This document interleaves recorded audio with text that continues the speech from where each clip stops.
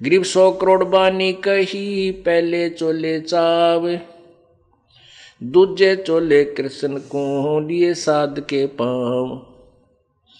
गरीब कथा रामायण रस भरी, आगम अगम अगाध, वाल्मीकि के चरण को सभी चर्चे साध। गरीब गरुड़ बोध बेदी रची, राम कृष्ण हैरान, लंका पर धावा हुआ जद का कहूँ बयान। गरीब उत्पत्ति पर लो जाते हैं, अंत कोट ब्रह्मांड, जोग जीत समझाई या जब गरीब उत्पत्ति पर लो जाते हैं, अंत कोट ब्रह्मांड, जोग जीत समझाई या जब उधरे कागभूषण। गरीब वशिष्ठ विश्वामित्र से आवे जाहि अनेक, कागभूषण की पलक में जो चावे सो देख। गरीब ऐसे कागभूषण हैं जोग जीत के दास, चर्चा ज्ञान सुनाए करे दीना पद में बास। गरीब दुर्वासा और मुनिंद्र का हुआ ज्ञान संवाद, दत्त में मिल गए जागर विधान बाद। गरीब बहुत समस्तर वेद को समझाए मंसूर, सिमली प्रसा का हुआ पहुंचे तख्त हजूर। गरीब सिख बंदी सतगुर सही, चकवे ज्ञान अमान, शीश कटा मंसूर का फेर दिया जददान। गरीब दीन दयाल मिले सुल्तान को, बलक बखारे बादशाही, 18 लाख तूरा तजा ऐसे अलख अलाही। गरीब सुल्तानी मक्का गए, मक्का नहीं मुकाम, गया रांड के लेने को कहे अदम सुल्तान। गरीब राबिया पर सी रब सो मक्के की असवार, 3 मंजिल मक्का गया बीबी के दीदार। फिर राबिया बंसुरी बनी, मक्के चढ़ाया शीस, पूर्व ले संस्कार कुछ धन सतगुरु जगदीश। गरीब बंसुरी से वैश्या बनी, शब्द सुनाया राग, बहुर कमाली पुतरी जुग जुग त्याग बैराग। गरीब मीरा बाई पद मिली, सतगुरु पीर कबीर, दे छता लौलीन हुई पाया नहीं शरीर। गरीब पीपा धना रैदास थे, सदन कसाई कौन, अवगत पूर्ण ब्रह्म को कहाँ करी अनहोन। गरीब रंका बरंका तिर गए, नामा छिपाने, ऊंचे कुल को कोसना जहाँ भक्ति नहीं परवे। गरीब वाल्मीकि बैकुंठ पर स्वर्ग लगाई लात, शंख पचायन घूरत हैं गन गंधर्व सब मात। गरीब स्वर्गलोक के देवता किन्हें न पूरा नाद, सुपथ सिंहासन बैठते हैं बाजा अगम अगाध।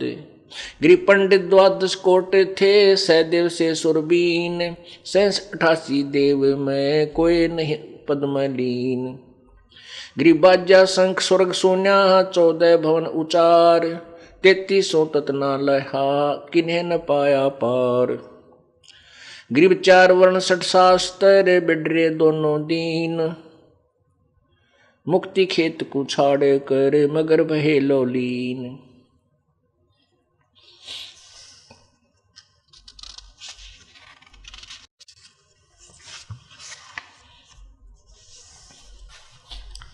पुण्यात्माओं, परमेश्वर की महिमा बहुत से सदग्रंथों में भी वर्णित है। जैसा कि कल आपने पवित्र गीता जी अध्याय नंबर 4 के श्लोक 25 से 30, 31 तक और फिर उसमें नाना प्रकार की व्यवस्था बताई कि ऐसे कोई साधना ऐसे करता है, कोई इंद्रियों को कंट्रोल करके संयम साध कर ही अपने मोक्ष मानता है, कोई जीव हिंसा का कठिन व्रत लेता है, अहिंसा का मुंह पर पट्टी बांध कर पैरों से भी नंगे चलते हैं, ऐसे उसको ही मोक्ष मानते हैं। कोई तप करके, खड़ा होकर के, कोई बैठ के, कोई किसी प्रकार, कोई केवल अल्पाहार करके, अपनी अपनी साधनाओं को पाप नाशक जानकर करते हैं। लेकिन गीता जी अध्याय नंबर 4 के श्लोक 32 में बताया है कि वो परमात्मा पूर्ण ब्रह्म के द्वारा जो अपने मुखारविंद से जो ज्ञान अपने मुख्य ज्ञान में सच्चिदानंद घन की मुख्य वाणी में, यानी वाणी में अर्थात उसके मुख से उच्चारण जो तत्व ज्ञान है, उसमें सब प्रकार का निर्णय दिया हुआ है। उसके अंदर सब विस्तार से बताया गया है कि वो जो साधना करते हैं वो ठीक है या नहीं है, और वास्तविक साधना क्या है। उस ज्ञान को तू गीता जी अध्याय नंबर 4 के श्लोक 34 में कहा है, उस ज्ञान, उस तत्व ज्ञान को जो उस पूर्ण परमेश्वर द्वारा उच्चारित है, उस पूर्ण परमात्मा की वाणी में है, किसी तत्वदर्शी संत के पास जा, उनको दंडवत प्रणाम कर, विनम्र भाव से, कपट छोड़कर सरलता पूर्वक उनसे मोक्ष मार्ग पूछ, फिर वो तत्वदर्शी संत तुझे जैसा भी कहें वैसा तू कर। इससे सिद्ध हुआ कि ये ज्ञान जो है, जिसके विषय में तत्वदर्शी संतों से पूछने के लिए गीता ज्ञान दाता कह रहा है, वो ज्ञान गीता ज्ञान से भिन्न है, वो गीता जी में नहीं है। इति सिद्धम। वो ज्ञान अब आपको कबीर परमेश्वर द्वारा गरीबदास साहिब जी का ज्ञान योग खोल देने के पश्चात ये समझो कि कबीर परमेश्वर ने अपनी वाणी और गरीबदास जी के अंतःकरण रूपी कंप्यूटर में शिफ्ट कर दी, फीड कर दी, और फिर वो गरीबदास जी के अंदर से वो वाणी फिर कबीर जी की आज्ञा से ये सब तत्व ज्ञान प्रचार हुआ। ऐसा ही 600 साल पहले जो कबीर सागर की रचना हुई, कबीर परमेश्वर ने जो अपनी अमृतवाणी उसमें लिखी, उसमें स्पष्ट किया है कि संवत 1774 में, उसमें 75 गलती से लिखा है, संवत 1774 में मेरी महिमा की वाणी प्रकट होगी। वो 12वां पंथ होगा गरीबदास का, यानी गरीबदास जी के द्वारा, मेरे द्वारा बताया गया यथार्थ ज्ञान की महिमा उनके द्वारा प्रकट होगी। लेकिन उन 12 पंथों में, जिसमें गरीबदास पंथ भी इंक्लूड है और सब कबीर पंथ जितने 11 और कबीर पंथ हैं वो भी, उनमें यथार्थ ज्ञान ना होने से, यथार्थ वे ऑफ वर्शिप ना होने से, पूजा की विधि शास्त्र अनुकूल ना होने से वो 12 के 12 पंथ मोक्ष प्राप्त नहीं कर सकेंगे। उनके अनुयायी असंख्य जन्म भी मोक्ष प्राप्त नहीं कर सकेंगे। फिर परमात्मा ने कहा है कि मैं उस 12वें पंथ में मैं ही चलकर आऊंगा, उस 12वें पंथ में मैं ही चलकर आऊंगा और सब पंथों को समाप्त करके एक ही पंथ चलाएंगे। एक बार फिर पढ़िए उस कबीर सागर, पवित्र कबीर सागर को, क्योंकि परमेश्वर कबीर जी के मानने वालों की संख्या संसार में बहुत अत्यधिक है, और वो अपने आप को कबीर पंथी भी कहते हैं और गर्व भी मानते हैं कि हम कबीर पंथी, लेकिन वो कबीर पंथी नहीं है। क्योंकि पंथ का अर्थ होता है जो मार्ग परमात्मा ने दर्शन किया है उसी मार्ग पर हम जा रहे हैं तो हम उसके अनुयायी, उसके पंथी हैं, और हम उसके विरुद्ध जा रहे हैं तो हम उस पंथ के पंथी नहीं हैं। हम उस दिशा में नहीं जा रहे हैं जिस दिशा की तरफ हमारे कबीर परमेश्वर ने संकेत किया हुआ है। ये देखिएगा कबीर सागर,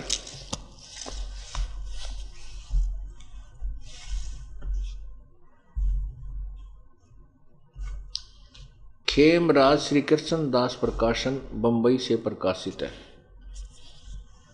संपूर्ण 11 भाग। और इसके कौन हैं?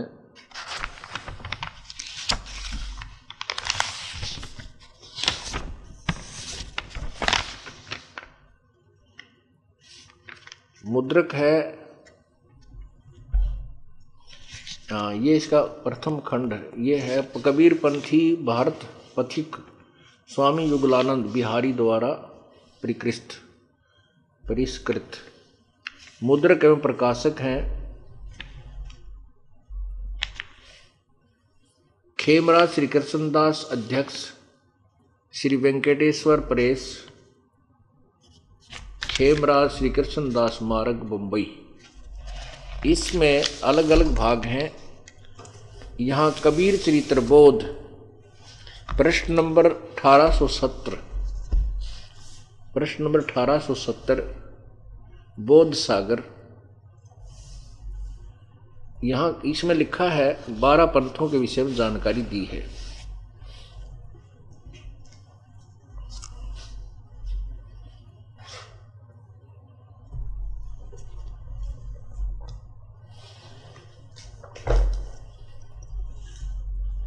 ये देखिएगा,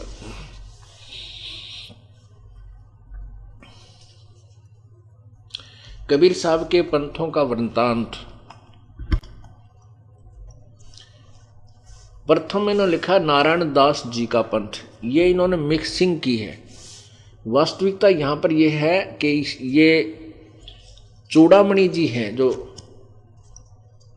श्री धर्मदास साहिब जी के पुत्र, सेकंड पुत्र थे।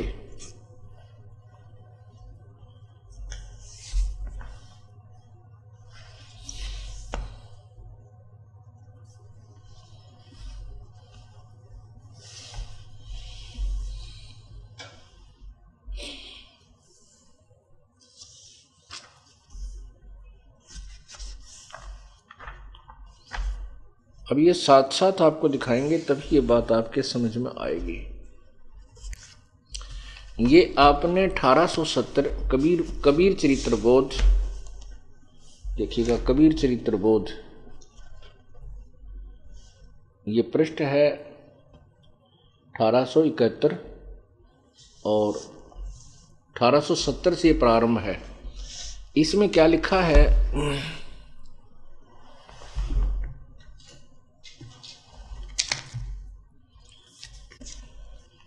इसमें प्रथम लिखा है नारायण दास जी का पंथ, जबकि ये है चूड़ामणि जी का पंथ होना चाहिए। ये गलत लिखा इन्होंने। वैसे बाकी शेष ठीक लिखा, क्योंकि इन्होंने जो कबीर पंथी हैं ये परमात्मा को नहीं समझ सके, न इस वाणी को समझ सके। इन्होंने कुछ मिलावट की है कबीर सागर में, लेकिन वो प्रत्यक्ष स्पष्ट है, वो छुपा नहीं सके। कहते चोर चुराई तुमड़ी गाड्डा पानी में, वो गाड्डे वो ऊपर आवे, ऐसे सच्चाई छानी ना। पहले ये 12 पंथ आपको पढ़ाते हैं। कबीर साहिब के पंथों का वृत्तांत। नंबर 1 नारायण जी का पंथ, यागो दास जी का पंथ, यागो। तीसरा है सूरत गोपाल पंथ। चौथा है मूल निरंजन पंथ का पंथ, टकसारी पंथ, भगवान दास जी का पंथ। सातवां सतनामी पंथ, ये सतनामी भी कबीर पंथी है। फिर है कमाली पंथ, कमालिये यानी कमाल जी का पंथ। राम कबीर पंथ, प्रेम धाम की वाणी पंथ। 11वां है जीवा पंथ, 12वां है गरीबदास पंथ। ये है 1870 कबीर चरित्र बोध के 1870 पृष्ठ पर कबीर चरित्र बोध। ये अब इसी का वर्णन, यथार्थ वर्णन यहाँ देखिए, जो कबीर साहब ने अपनी वाणी में फरमाया है। ये इन्होंने वैसे लिखा है। ये देखो, ये कबीर वाणी अध्याय है, कबीर वाणी पृष्ठ 136। ये पृष्ठ 136 और यहाँ क्या लिखा है, द्वादश पंथ चलो सो भेद। द्वादश पंथ काल फुरमाना। 12 पंथों में काल का ही फुरमाना यानी भक्ति विधि है। और भूले जीव न जाए ठिकाना, ताते आगम कह हम राखा, वंश हमारा चूड़ामणि शाखा। अब देखो, ये प्रथम, यहां से शुरू करेंगे। प्रथम जो ये प्रथम वंश है ना, ये चूड़ामणि जो है ये प्रथम पंथ है चूड़ामणि जी का। इन्होंने इसको छुपा दिया, थोड़ा सा फर्क क्या किया है। अब यहाँ लिखा है प्रथम जग में जागू भरमावे, बिना भेद वो ग्रंथ चुरावे, यानी प्रथम पंथ लिख दिया जागू का, जबकि यहाँ खुद लिख रहे हैं, ये देखो प्रथम नारायण जी का पंथ, दूसरा है जागू पंथ, यानी यागू पंथ, यागू दास कहो, जागू दास कहो। आगे देखो, दूसरा प्रथम जग में जागू भरमावे, बिना भेद वो ग्रंथ चुरावे। फिर है दूसरी सुरत गोपालई हुई। अब दूसरा सुरत गोपाल दूसरा लिखा है, इसमें सुरत गोपाल को तीसरा लिखा है, ये देखिए, ये तीसरा जागूदास प्रथम और दूसरा और तीसरा सुरत गोपाल। अब देखिएगा, अब इन्होंने लिखा है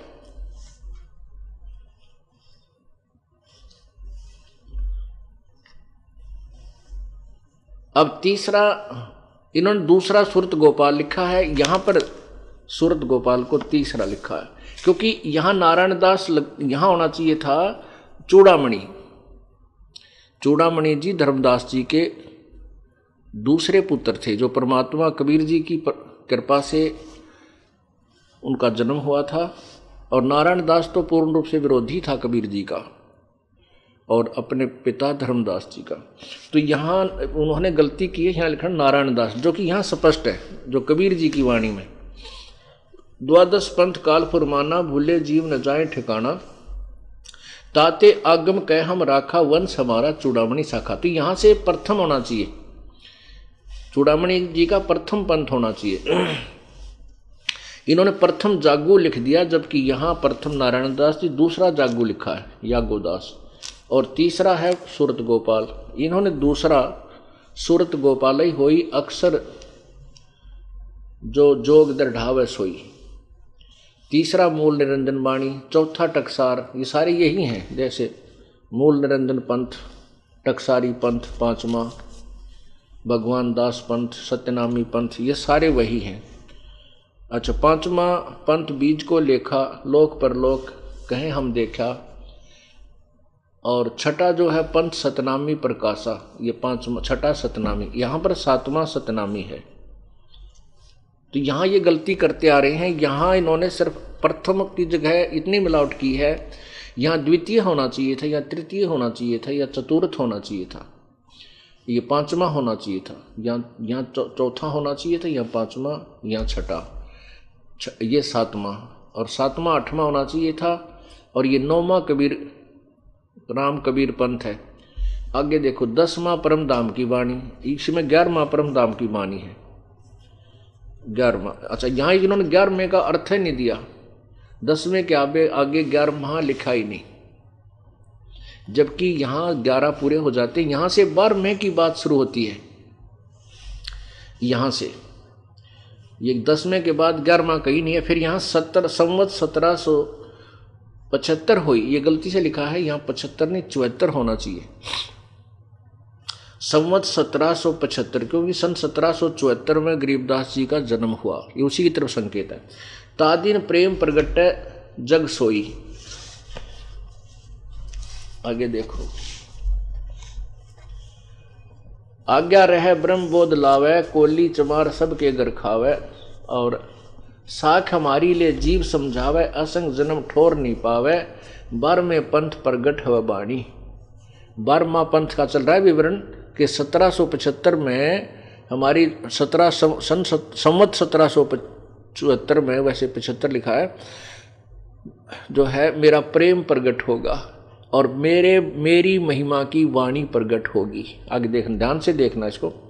12वें पंथ प्रगट हो बाणी, शब्द हमारे की निर्णय ठानी, मेरे ही महिमा का ज्ञान जो समझ कोशिश करेंगे समझने की।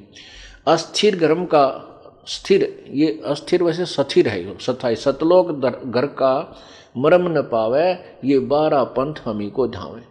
यानी गरीबदास पंथ जो है 12वां पंथ हो गया, और ये पूर्ण परमात्मा को यथार्थ स्थान पर नहीं जा सकते, सतलोक का स्थान नहीं पाएंगे।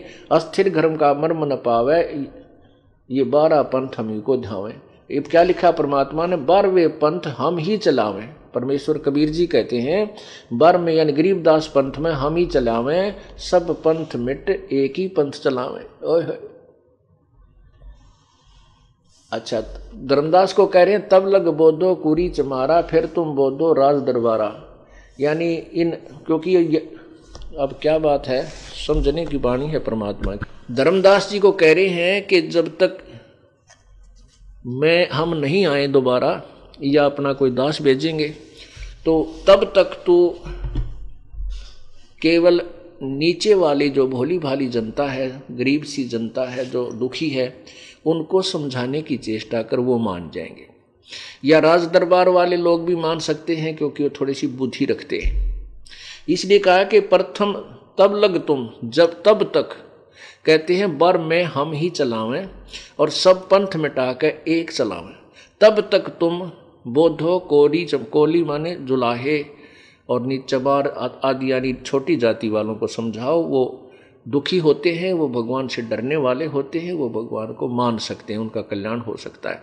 या राज दरबार के लोग भी समझदार बुद्धिमान होते हैं, वो भी आपकी बात को महत्व दे सकते हैं। बाकी जो कॉमन जनता है वो इन नकली संतों ने, गुरुओं ने भ्रमित कर रखी है, उनको फिर आकर के दोबारा लेंगे अपनी शरण में।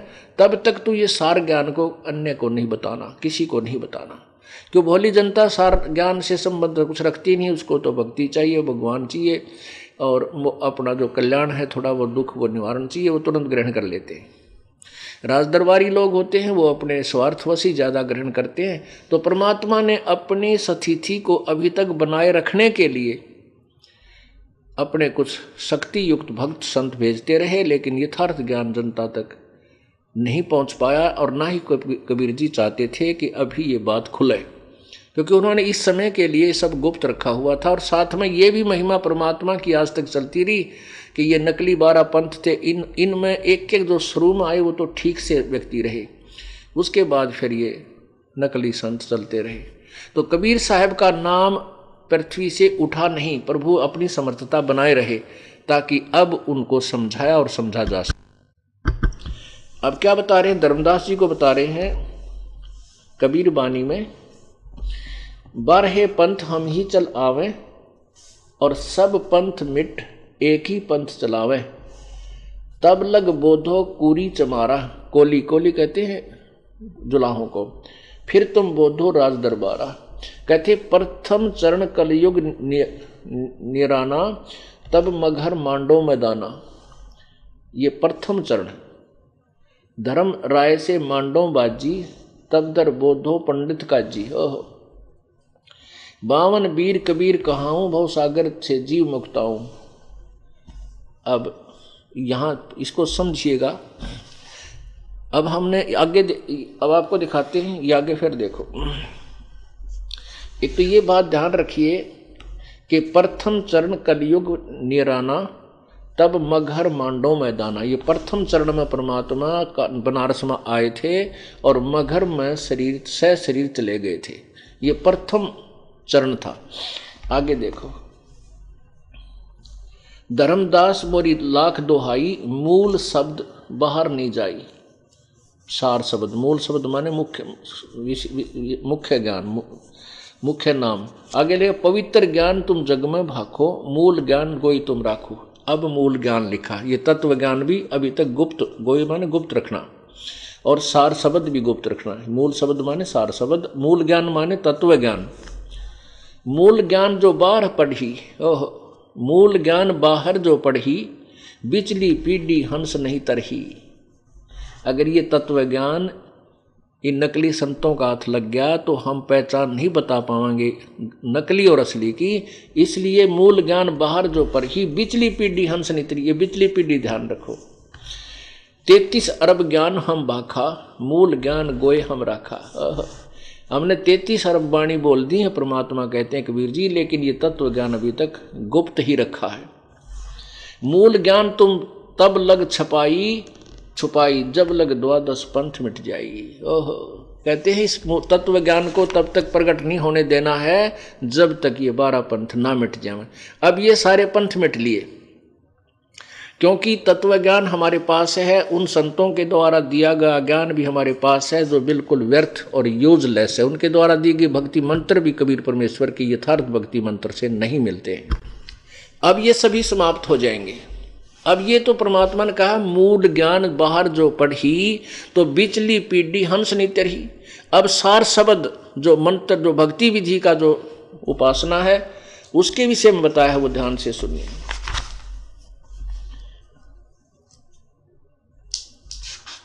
ये देखिएगा जीव धर्म बोध पृष्ठ 1937 पर सार शब्द के विषय में कहा है। सत्य कबीर वचन, कबीर परमेश्वर ने कहा है, सत्य कबीर वचन धर्मदास तो लाख दोहाई, सार शब्द बाहर नहीं जाई। वहां तो यहां देखिएगा, यहां तो कहा है मूल ज्ञान को, पवित्र धर्मदास मेरी लाख दोहाई, मूल शब्द बाहर ना जाए, ये सार शब्द संकेत है। फिर पवित्र ज्ञान तुम जग में भाखो, मेरी महिमा तो करते रहो लेकिन मूल ज्ञान तुम गुप्त रखो, ये मूल ज्ञान है। मूल ज्ञान जो बाहर पढ़ी, तत्व ज्ञान जो बाहर पढ़ी, बिचली पीढ़ी हंस नहीं तेरही। यहां तो कहा है मूल ज्ञान के विषय में, 33 अरब ज्ञान हम बाखा, मूल ज्ञान गोए हम राखा। मूल ज्ञान यानी तत्व ज्ञान तुम तब लग छिपाई जब लग द्वादश पंथ मिट जाई। यहां सार शब्द के विषय में बताया है। जीव धर्म बोध ये है कबीर बानी और बोध सागर में 137 पृष्ठ पे, जो पहले आपको सुनाया 36-37 पे तत्व ज्ञान के विषय में। अब सार शब्द के विषय में है, ये है पृष्ठ 1937 और जीव धर्म बोध। अब देखना सार शब्द के विषय में कहा है, धर्मदास तो लाख दोहाई, सार शब्द बाहर नहीं जाई। सार शब्द बार जो पर ही बिचली पीढ़ी हंस नहीं तरही। अब ये सार शब्द के बारे में विशेष क्लियर किया है। धर्मदास तो लाख दोहाई, सार शब्द बार नहीं जाई। सार शब्द बार जो पर ही बिचली पीढ़ी हंस नहीं तरही। युगन युगन तुम सेवा केनी, ता पीछे हम यहाँ पग दीनी। कोटिन जन्म भक्ति जब कीना, सार शब्द तब ही चीना। अंकुर जीव होए जो कोई, सार शब्द अधिकारी सोई। के जो खास जीव होगा, पहले का भक्ति युक्त होगा और अंकुरी होगा यानी हमारा भक्त होगा, वो सार शब्द का अधिकारी होगा। सत कबीर प्रमाण बखाना, ऐसा कठिन है पद निर्वाणा। अब यहाँ बिचली पीढ़ी का निर्णय हमने लेना है कि बिचली पीढ़ी ये अब चल रही है, इसका स्पष्ट किया परमात्मा ने। अब देखिएगा कबीर वाणी पृष्ठ 137 पर क्या कहा परमात्मा ने कि 12वें पंथ प्रगट हो बाणी। गरीबदास के 12वें पंथ में, गरीबदास वाले पंथ में मेरी वाणी प्रगट होएगी, शब्द हमारे की वह निर्णय ठानी। फिर उस गरीबदास जी के अनुयायी मेरे शब्द का निर्णय ठानेंगे, मेरी महिमा ज्ञान को विचार करेंगे, पर वो समझ नहीं सकेंगे इस तत्व ज्ञान को। इसलिए भक्तिहीन होकर के असंग जन्मों तक वो सतलोक नहीं जा सकते। ये देखो 12वें पंथ प्रगट हो बाणी, शब्द हमारे की निर्णय ठानी। स्थिर घर का मरम न पावे, सतलोक नहीं जा सकेंगे।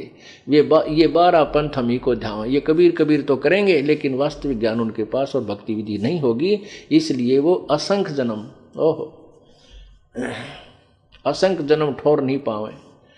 फिर कहते हैं 12वें पंथ हम ही चलावे, हम ही चलकर आएंगे और सब पंथ मिट एक ही पंथ चलावे। अब क्या कहते हैं, प्रथम चरण कलयुग निर्याना, तब मगहर मांडो मैदाना। प्रथम चरण में कहते हैं मैं बनारस में आऊं, क्योंकि बनारस में तो थे ही, और प्रथम चरण में कहते हैं मैं मगहर मांडो मैदाना,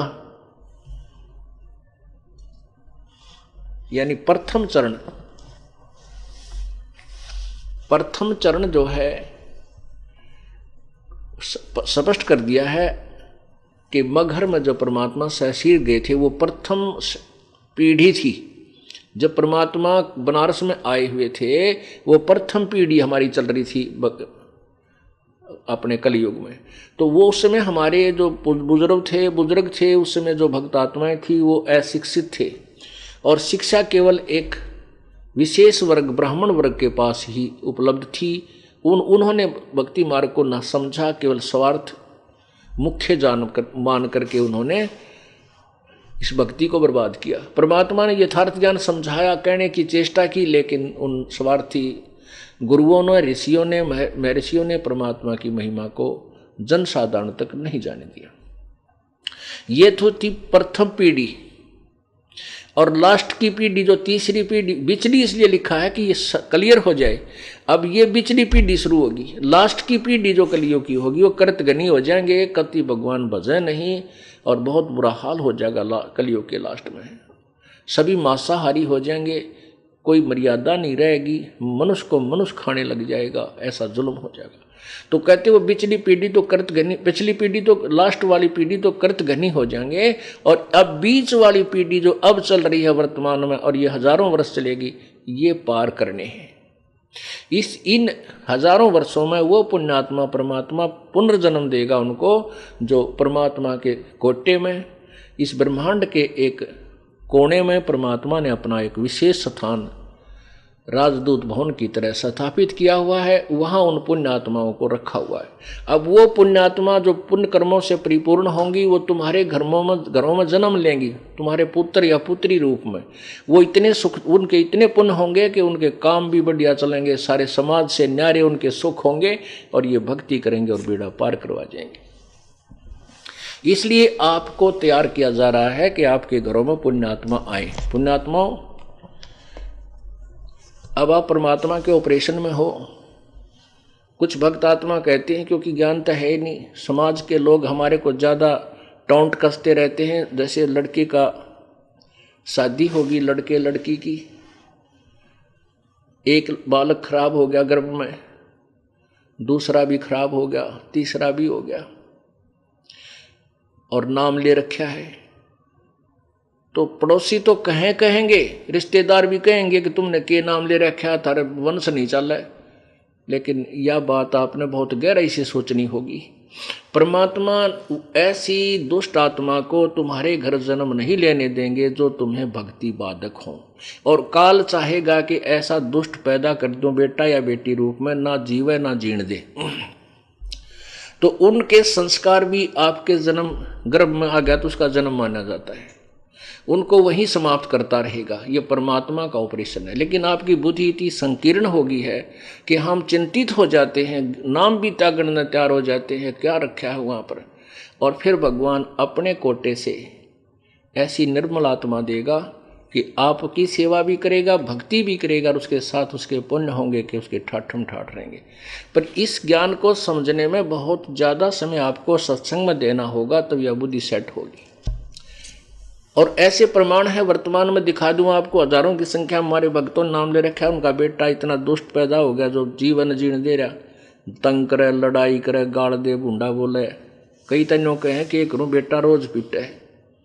तो ऐसे को परमात्मा, अब अगर तुम सच्चे दिल से और दृढ़ रहोगे तो ऐसी आत्मा परमात्मा इस काल के दूत को आपके घर में प्रवेश नहीं होने देगा। उसके लिए आपने ज्ञान को आधार बनाकर और दृढ़ रहना पड़ेगा।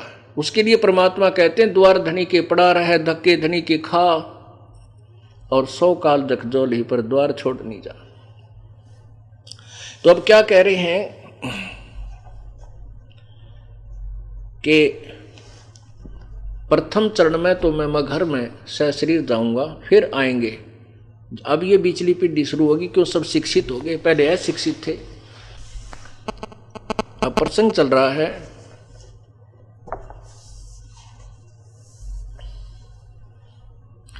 कि गीता जी में कहा है कि उस पूर्ण परमात्मा की महिमा तत्वदर्शी संत बताते हैं,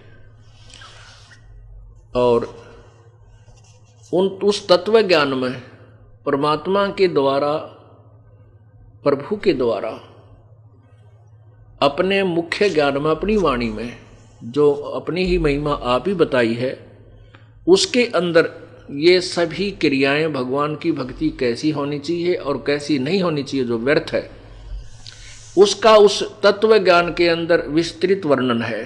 उसको किसी तत्वदर्शी संतों के पास जाकर समझ और उनसे फिर वो मार्गदर्शन प्राप्त कर। वही ज्ञान जो गरीबदास जी महाराज के माध्यम से परमात्मा ने अपने अपनी वाणी को प्रकट करवाया है कि संवत 1774 सोई 75 सोई तागड़ प्रेम प्रगटै सोई। तो उसमें लिखा कि मेरी वहां वाणी प्रकट होगी, मेरी महिमा की वाणी प्रकट होगी, लेकिन उसके अनुयायी गरीबदास पंथ के 12वें पंथ के अनुयायी भी मेरी महिमा से अपरिचित रहेंगे, क्योंकि वो समझ नहीं सकेंगे। इसलिए नहीं समझ सकेंगे क्योंकि उनको तत्वदर्शी संत नहीं मिले।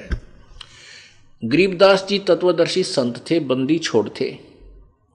उनको परमात्मा ने बिल्कुल सख्त हिदायत दे दी थी, निर्देश दे दिया था कि सार नाम किसी को नहीं देना है और ये तत्व ज्ञान भी नहीं बताना है। हाँ, मेरी महिमा और आपकी मेरी महिमा का गुणगान कर मैं तेरे साथ हूँ, शक्ति परमात्मा ने दी। गरीबदास जी ने बहुत चमत्कार दिखाए ताकि परमात्मा ये सिद्ध हो सके कि गरीबदास जी कबीर जी के उपासक थे और उन्होंने भी वो अनहोनी करके दिखाई जो जनसाधारण नहीं कर सकता। ईश्वरीय शक्ति युक्त थे।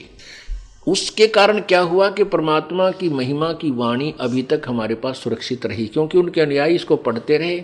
इसके पढ़ने से थोड़ा बहुत लाभ होता रहा ज्ञान यज्ञ का, बाकी उनके पास भक्ति नहीं है। तो अभी तक वो चलती आ रही थी, इसलिए हमें ये ज्ञान यों का तो सुरक्षित मिल गया।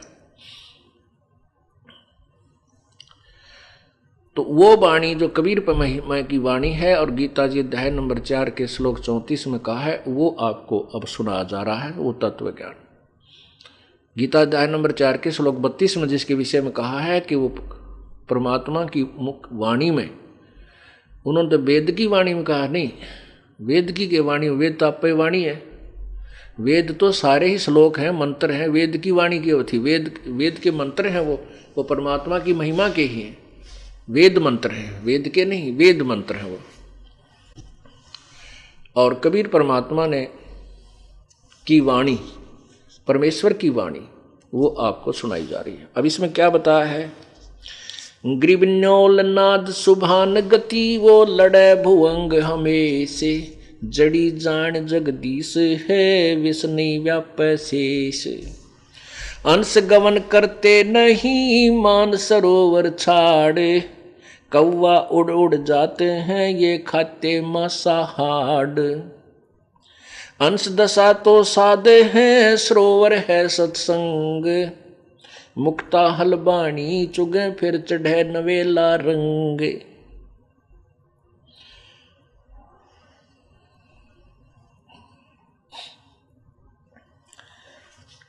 इन अमृतवाणी का आपको अनुवाद सुनाते हैं। इस 5वें वेद को आपके समक्ष पढ़कर सुनाया, अब इसका अनुवाद करते हैं इन मंत्रों का। न्योली नाद सुभान गति। न्योल, न्योल होता है एक नेवला जिसे कहते हैं, नेवला एक जानवर है, गिलहरी से थोड़ा बड़ा होता है। आपने गिलहरी तो आम देखी होगी, उसी तरह का होता है। और वो सर्प के साथ पंगा मोल ले लेता है। सर्प होता है लगभग 8 फुट 9 फुट 10-10 फुट का लंबा और बड़े शरीर युक्त, और वो नेवला होता है सारा 10 इंच का, बड़े चूहे जैसा। तो वो सर्प के साथ लड़ता है। बताओ उसकी क्या औकात है, इतने बड़े जानवर के साथ वो छोटा सा जानवर लड़े। वो कैसे लड़ता है, वो क्या करता है कि एक जड़ी होती है, एक जड़ी होती है जंगल में, उस जड़ी की महक से सर्प को चक्कर आने लग जाते हैं। वो नेवला सर्प जब पंगा लेता है, उसको पता होता है कि यहाँ आसपास की झाड़ी में वो जड़ी है, तो उस झाड़ में जाकर के वो पहले घुसता है, फिर उस जड़ी की महक को अपने श्वासों के द्वारा अंदर ग्रहण करता है, फिर उसको रोक लेता है। रोक करके आके सर्प के पूंछड़ पर पंजे मारता, सर्प घूम कैसे आता है, फिर वो श्वास छोड़ देता है उसके सामने। तो वो जो जड़ी सूंघ के वो आया था, जैसे बीड़ी पीने वाले बीड़ी पी कर फिर धुआं रोक लें थोड़ी देर, फिर छोड़ रहा, तो ऐसे वो सर्प जो है वो उस नेवला उस जड़ी को सूंघ के आता है और सर्प की तरफ उसने छोड़ देता है स्पीड से। तो वो सर्प के जो श्वास ग्रहण करता है तो उसको चक्कर आने लग जाते हैं।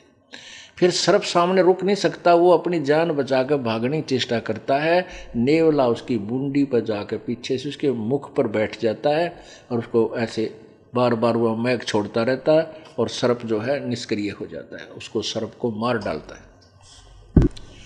अब नेवले की सर्प की तुलना में नेवले की क्या औकात है कि वो लड़के सामने आकर के उससे लड़ सके और उसको हरा सके या मार सके? नहीं। लेकिन वो उसने एक विधि अपना ली, वो जड़ी ढूंढ ली जिससे सांप जो सर्प जो है कंट्रोल होता है।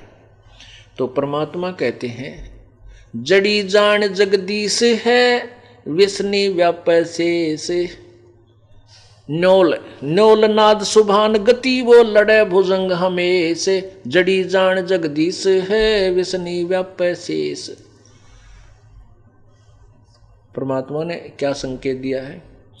आपको जो हमने सतनाम और सारनाम दे रखा है, जिनको सतनाम प्राप्त है, कहते हैं ये वो नेवले वाली जड़ी है और काल जो है ये सर्प है, बहुत इसको समझ लो शेष नाग के तुल जानो जिसके 1000 फुन हो।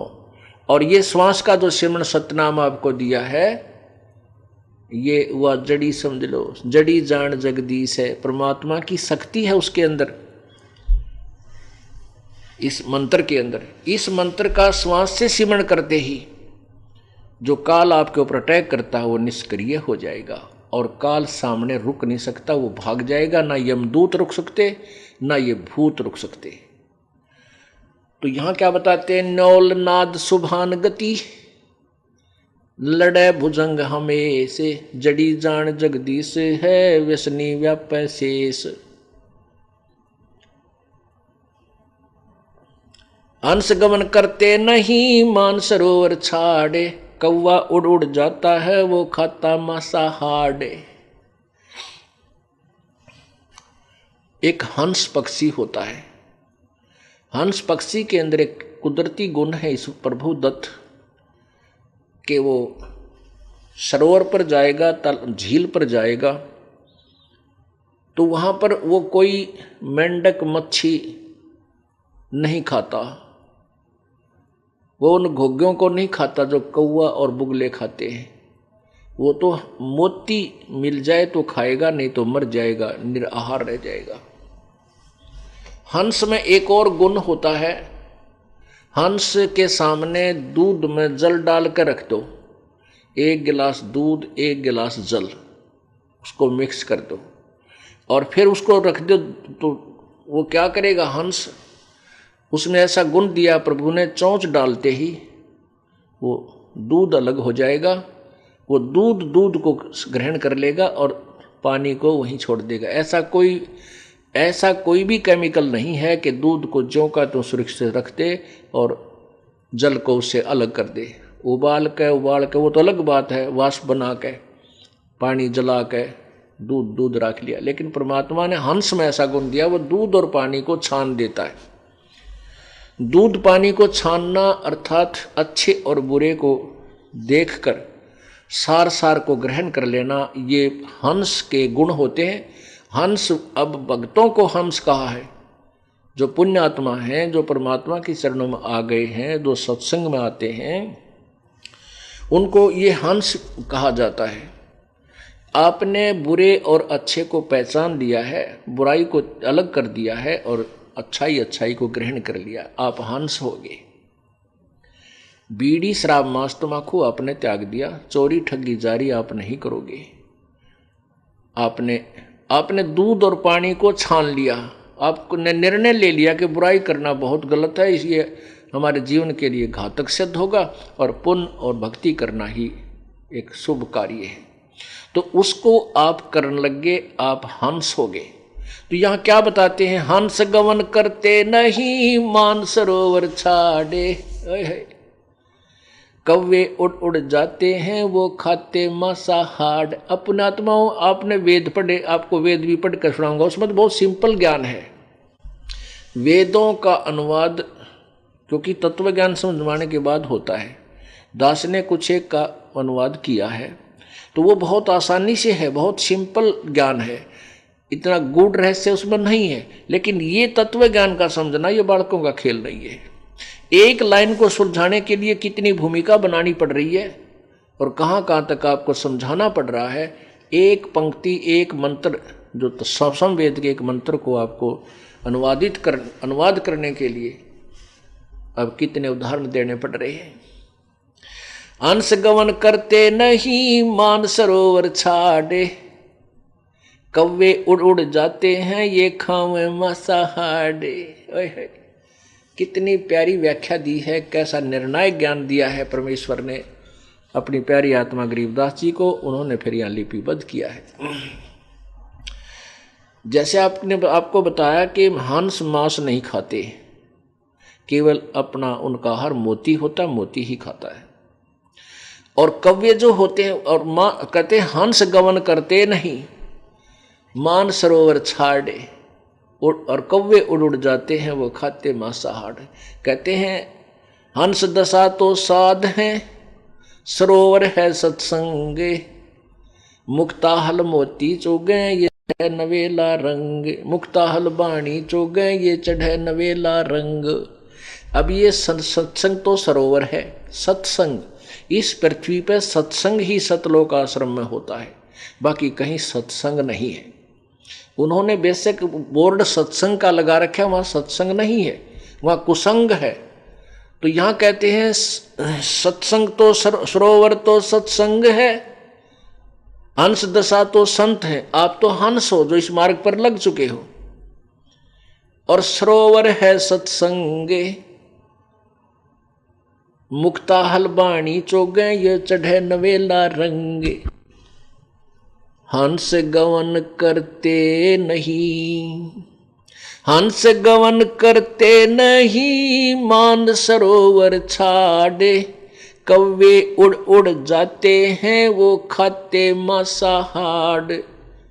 पुण्यात्माओं, आप पहली क्लास के बच्चे हो, इसलिए दास ने रह रहकर बार बार आ का आम ई की इमली फेर पढ़ो, इसलिए बार बार समझाकर आपके हृदय में ऐसा जचा दूंगा कि आप अपनी संतान को भी परमात्मा के चरणों में समर्पण करोगे, और वो भी फिर इसी ज्ञान को स्वयं भी समझेंगे और जनसाधारण तक इसका डंडोरा पीटेंगे। आपको ही इतना दृढ़ कर दूंगा ताकि कोई शंका ही ना रहे। जब शंका रह जाती है तो आप विचलित हो जाओगे, आप दूसरे को नहीं समझा सकते। तो क्या बता रहे हैं कि हंस गवन करते नहीं, हंस उस जहां मोती हो, हंस उस सरोवर को छोड़कर नहीं जा सकते, और कौवे वहां रुक नहीं सकते क्योंकि वहां मोती हैं, और वो एक सरोवर छोड़कर दूसरे पर जाएंगे जहां ज्यादा मच्छी होंगी, जहां ज्यादा कीड़े मकोड़े होंगे, उनको जा जाकर मांस, उनके हाडों पर का मांस खाते हैं। लेकिन हंस गवन करते नहीं मान सरोवर छाड़। अब क्या बताया है कि हंस दशा तो साध है, साधु माने जो सीधा चाल है, भक्त। ये जो साधना कर रहे हो आप साधु हैं, साध है, जिन्हें बुराई छोड़ दी, साध संगत कहते हैं ना, साध संगत, तो आप साध हो। कहते हैं साध, हंस दशा तो साध है, वो हंस तो समझो ये भक्त है, और सरोवर है सत्संग, ये सत्संग जो है ये सरोवर है जहां पर मुक्ता हलबाणी चुगे फिर चढ़े नवेला रंगे। ये कहते हैं इस अमृत रूपी बाणी रूपी मोती ये चुग रहे हैं, खा रहे हैं, ग्रहण कर रहे हैं कानों के माध्यम से, इनका चढ़े नवेला रंग, इनका ऐसा रंग भर जाएगा कि ये काल के हाथों नहीं आएंगे। हंस नहीं जाया करते ऐसे निर्मल सत्संग को छोड़कर, लेकिन वो कौवा रूपी जीव है, उन पर डटा नहीं जाओ तो उन्होंने तो बकवाद मन लगता है कि शराब पीवेंगे, कि तो रागनी सुनेंगे, कि तो चोरी करेंगे, कि तो कमीशन लेंगे, यानी वो नहीं रुक सकते यहाँ पर जो कव्य रूपी है। हंस दशा तो साध है और सरोवर है सत्संग, मुक्ता हलबाणी चुगइए चढ़े नवेला रंग। तो कौवा रूपी जो हंस, जो कौवा रूपी जीव है, वो इस सत्संग रूपी जहाँ मोती होते हैं, अमृत परमात्मा की वाणी रूपी मोती है, उनमें ये कौवे नहीं डट सकते, वहाँ तो हंस ही रहेंगे। उनका आहार ही ये अमृत वाणी है, ये मोती है, वाणी रूपी मोती उनका आहार है।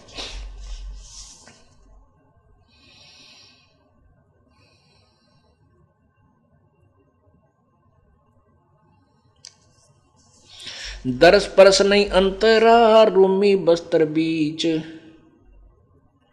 पारस लोहा एक डग, पलटे नहीं अभीच।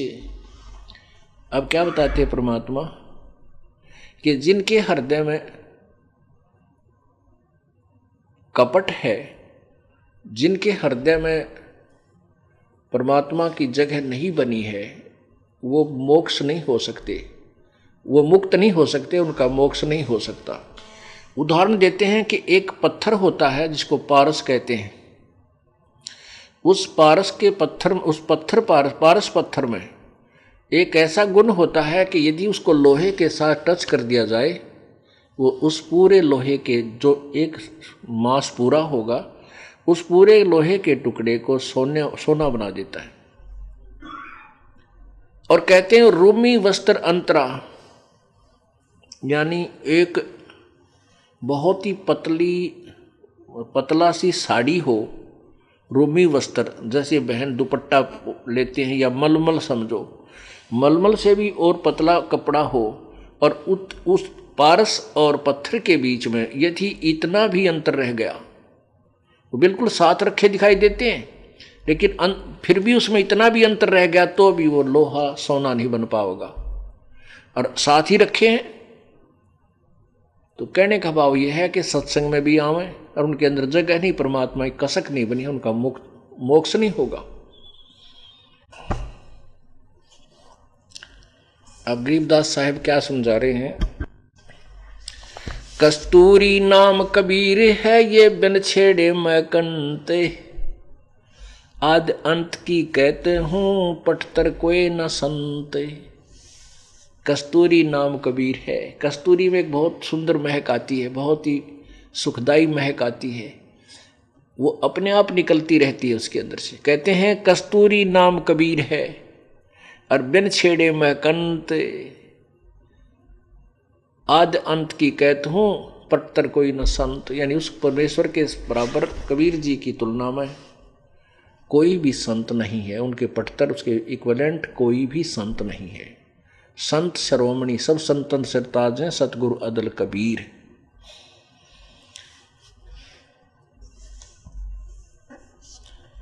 चिदानंद चंदन कला अवगत लहर उठंत, जिन आकार अजोख पद त्रिकुटी में दीखंत।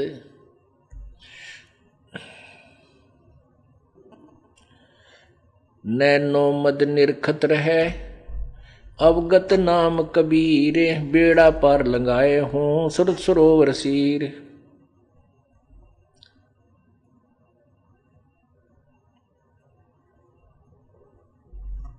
दो नैनों बीच कमल है, उज्जवल हिरंबर धाम, शेष शेष पुन रटत हैं, जिन्होंने पाया वो राम। अब क्या बताते हैं कि त्रिकुटी के अंदर दो नैनों के बीच कमल है, जो त्रिकुटी का जो दो दल का कमल है, जिसकी दो पंखड़ियां हैं, वहाँ उज्जवल हिरंबर धाम, वो त्रिकुटी स्थान बहुत ही सुंदर है, और वहाँ पर परमात्मा आपको दर्शन देगा। उस परमेश्वर को शेष शेष फन रटत है, जिन्होंने पाया वो राम, वह राम, वह तत्व ब्रह्म उनको भी नहीं मिला। गरीब शेष 88 ना गए, 2400 पर चोखे, 3300 पर तलब है, कोई बकरा कोई बोके। से 88,000 ऋषि भी उस परमात्मा को नहीं प्राप्त, उस विधि को नहीं प्राप्त कर सके, ना ही ये तत्व ज्ञान उन्हें मिला, ना ये 33 करोड़ देवता प्राप्त कर सके। उस तत्व ज्ञान के भाव से यथार्थ भक्ति ना करके ये 33 करोड़ देवता, 88,000 ऋषि, ये 84 लाख योनियों में जाएंगे, कोई बकरा कोई बोक बनेगा। अर्थात ये 84 लाख योनियों में जाएंगे। पुण्यात्माओं, अब इस तत्व जो है सौसम वेद अर्थात इस परमेश्वर की अमृतवाणी, इस तत्व ज्ञान को समझने के लिए एक बहुत ही धैर्य की आवश्यकता आपको पड़ेगी। अब यहां ये कहा जाता है कि 33 करोड़ देवता और 88,000 ऋषि भी उस परमात्मा की महिमा से अपरिचित हैं, जिस कारण से वो 84 लाख योनियों में रहेंगे और जाल काल के जाल में रहेंगे। तो जन साधारण जो पहली बार सुनेगा तो ये सोचेगा कि संत तो बावड़ा है, मूर्ख है, पता नहीं एंड बैंड बोल रहा है, या कोई बात हुई। इतने महापुरुष जिनकी महिमा गाई जाती है, और ब्रह्मा विष्णु महेश को तो हम एक बहुत ही सत्कार करते हैं, आदरणीय मानते हैं। इनको भी कहते हैं भगवान नहीं मिला। अरे भगवान मिलेगा भक्ति करने से, पर वो भी एक जीव संज्ञा में। ठीक है, वो पुण्य आत्मा थे, काल के इस लोक में वो हमारे से अच्छी आत्माएं हैं, इसलिए उन काल ने उनको अपनी मुख्य पोस्ट पर नियुक्त कर रखा है। जब उनकी वो पुण्य समाप्त हो जाएंगी, ब्रह्मा विष्णु महेश भी 84 लाख योनियों में आएंगे। इसका प्रमाण आपको अभी देता हूं। पहले हम इसको और पढ़ते हैं। 88 ना गए 2400 पर चोख, 24 अवतार जो आए हैं, ये 2400 पर भी जो है ना प्रतिबंध है, वो परमात्मा को नहीं प्राप्त कर सके। 3300 पर तलब है, कोई बकरा कोई बोके।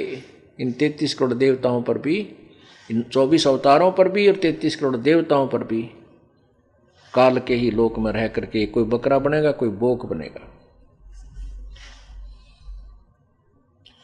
88 5 में 2500 में पूछे, ये तो अस्थिर है नहीं, के बेमुकाम कबे कूचे।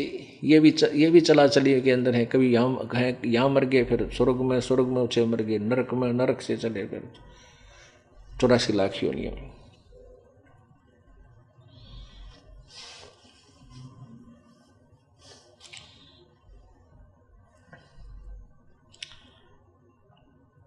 ना सतगुरु जननी ही जन्या।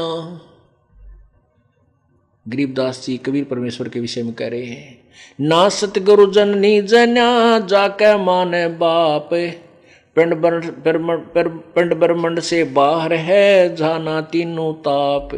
वो तो पिंड और ब्रह्मंड के पार है, कर्णनो दीदार महल में प्यारा है। गरीब कबीर साहिब जी की अमृतवाणी सौसम वेद में लिखा है कि पिंड और अंड के पार सो देश हमारा है।